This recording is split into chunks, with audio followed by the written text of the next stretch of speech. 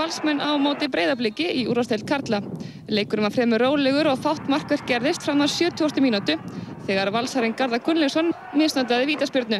Stuttu síðar tókst heimamönnum þó að koma knettinum í netið með marki Pálma Rafns Pálmasonar.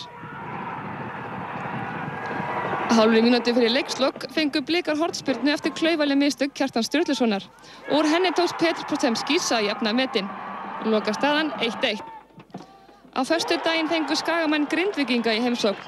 Bjarni Guðjónsson tók forystuna fyrir IA á 18. mínútu með glæsilegu marki beint úr aukaspyrnu. Jóhann Þórhallsson jafnaði metin fyrir Grindavík á 70. mínútu. Og lengi vel leit allt út fyrir að liðin myndu skilja jöfn 1-1. En 4 mínútum fyrir leikslok tryggði Hjörtur Júlíus Hjartarson Skagamönnum sigurinn með þessu marki. Lokatölur 2-1 og kærkominn stig fyrir heimaliðið. Á Akureyri áttust Þór Káa og Breiðablik við í úrvalsdeild kvenna í gær. Erna B. Sigurðardóttir kom Blikum yfir miðjan fyrri hálfleik og Greta Mjöll Samúelsdóttir bætti öðru marki við, stundarfjórðungi síðar.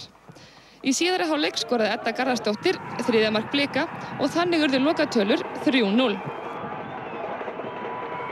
Og þá skulum við líta á næstu leiki og stöðuna í deildinni. FH í efsta sæti í úrvalsdeild karla. Við skulum byrja á úrslitunum og næstu leikjum.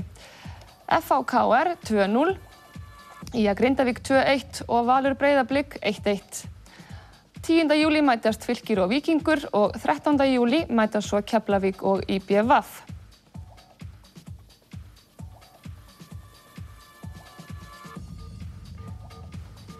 Meistaramótum golfklúbbanna lauk flestum í gær. Nýir meistarar voru krýndir í mörgum klúbbum. Víðast hvar skein sólin glatt á lokadegi meistaramótanna